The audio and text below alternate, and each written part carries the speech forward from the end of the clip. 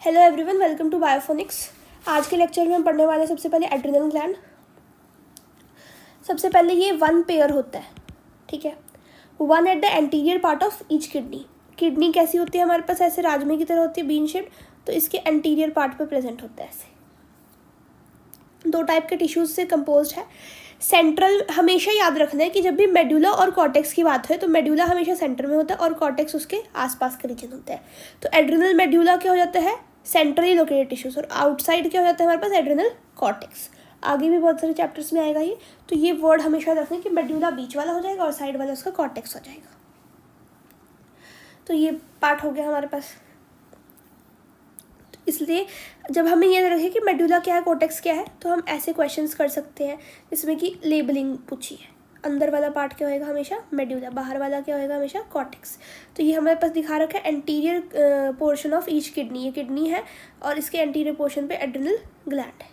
ये इसकी fatty position है।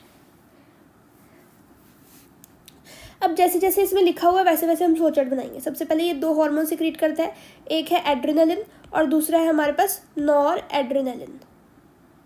जो एड्रिनलिन होता है वो हमारा क्या इसका दूसरा नाम क्या होता है हमारे पास, एपिनेफ्रिन, ठीक है। और जो नॉर एड्रिनलिन है उसका नाम क्या हो जाएगा, नॉर एपिनेफ्रिन। अब दोनों को कलेक्टिवली मिला के हम क्या बोलते हैं, कैटेकोलामाइंस। अब इनको हम इमरजेंसी हार्मोन्स भी बोलते हैं। क्या बोलते हैं हम इनको, इमरजेंसी हार्मोन्स, ठीक है। इमरजेंसी हार्मोन्स बोलते हैं, और हार्मोन्स ऑफ फाइट और फ्लाइट। कहीं भी कोई भी स्ट्रेस कंडीशन आएगी तो ये हार्मोन्स जो है वो रिलीज होते हैं। अब ये हार्मोन्स जो है वो क्या काम करते हैं, यहाँ पे नंबरिंग करते जानी है। सबसे पहला नंबर आएगा कि अलर्टनेस को बढ़ाते हैं, प्यूपिलरी डायलेशन, पाइलो इरेक्शन, मतलब मान लो जब हम घबराए होते हैं तो हमारे रोंगटे खड़े हो जाते हैं ना, तो वो होता है हमारे पास पाइलो इरेक्शन। और कभी कभी कोई भी डरा होता है तो उसको क्या होता है, पसीना छूटने लग जाता है, स्ट्रेस में आता है तो पसीना छूटने लग जाता है, तो स्वेटिंग हो जाएगा। उसके बाद किसी किसी की धड़कन तेज हो जाती है तो heart beat increases, strength of heart contraction increases and rate of respiration increases. Catecholamines stimulate the breakdown of glucose resulting in increase glycogen, ठीक है। ग्लाइकोजन की ब्रेकडाउन होगी जिसकी वजह से ग्लूकोज का जो ब्लड में लेवल है वो क्या हो जाएगा, बढ़ जाता है। In addition they also stimulate the breakdown of lipids and proteins. तो ये चीज़ याद रखनी है कि कैटेकोलामाइंस किसकी ब्रेकडाउन को बढ़ावा देती है। हमने बोला कि हमारे पास एक कॉर्टेक्स लेयर है और एक है हमारे पास मेडुला लेयर। अगर हम कॉर्टेक्स लेयर की बात करें तो इसको हम 3 लेयर्स में डिवाइड कर सकते हैं। एक होता है हमारे पास जोना रेटिकुलरिस, जोना फेसिकुलेटा और जोना ग्लोमेरुलोसा। ये आउटर लेयर हो गया। अगर हमें आउटर टू इनर याद रखना है तो इसको हम GFR से याद रख सकते हैं, ग्लोमेरुलोसा, फेसिकुलेटा एंड रेटिकुलरिस। जो हमारे पास एड्रिनल कॉर्टेक्स होता है वो बहुत सारे हार्मोन्स सिक्रीट करता है जिसको हम कॉर्टिकॉइड्स बोलते हैं। कॉर्टिकॉइड्स जो कि कार्बोहाइड्रेट मेटाबॉलिज्म में इन्वॉल्व है उसको हम क्या बोलेंगे, ग्लूकोकॉर्टिकॉइड, ठीक है। क्योंकि ग्लूकोज क्या है हमारे पास, एक कार्बोहाइड्रेट है।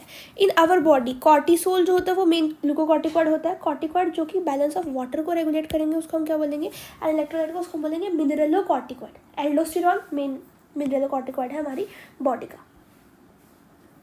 उसके बाद ये यहाँ पे ये बहुत इंपॉर्टेंट चीज़ें आ रही है कि ग्लूकोकॉर्टिकॉइड है ये हमारे पास, स्टिमुलेट किसको करता है, ग्लूकोनियोजेनेसिस, लिपोलिसिस एंड प्रोटियोलिसिस।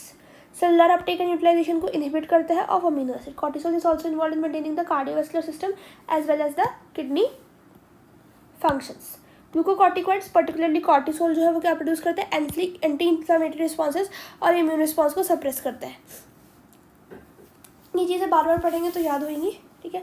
सबसे पहले इसको रिलेट कर सकते हैं, ग्लूकोज ग्लूकोकॉर्टिकॉइड है, ठीक है ना। तो इसका थोड़ा सा ग्लूकोकॉर्टिकॉइड है तो ग्लूकोज तो आएगा ही आएगा, तो ग्लूकोनियोजेनेसिस होगी यहाँ पे। उसके बाद लिपोलिसिस होगी और उसके बाद प्रोटियोलिसिस होगी।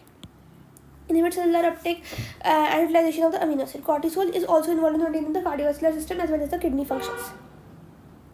ग्लूकोकॉर्टिकॉइड पर्टिकुलरली यहाँ पे हमारे पास कॉर्टिसोल की बात करेंगे तो वो एंटी इंफ्लेमेटरी रिस्पॉन्स प्रोड्यूस करता है और सप्रेस करता है इम्यून रिस्पॉन्स को। अब हम कॉर्टिसोल की बात कर रहे हैं, स्टिमुलेट द RBC प्रोडक्शन। अब हम एल्डोस्टेरोन की बात करें तो मेनली रीनल टिब्यूल पे वर्क करता है, रीअब्जॉर्प्शन ऑफ सोडियम को बढ़ाता है, वाटर को, एक्सक्रीशन ऑफ पोटेशियम एंड मतलब रीअब्जॉर्प्शन किसकी होगी, सोडियम की होगी और वाटर की होगी, और एक्सक्रीशन किसकी होगी, पोटेशियम की एंड फॉस्फेटाइन की। दस एल्डोस्टेरोन जो है वो maintenance of electrolyte, body fluid volume, osmotic pressure and blood pressure को मेंटेन करने में हेल्प करता है। Small amount of androgenic steroids जो है यहाँ पे are also secreted by adrenal cortex which play important role in the growth of the axial hair, pubic hair and facial hair during the puberty. तो इस video में इतना ही।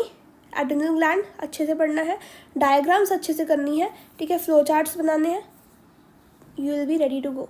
ठीक है, वीडियो पसंद आई हो तो लाइक शेयर सब्सक्राइब करें।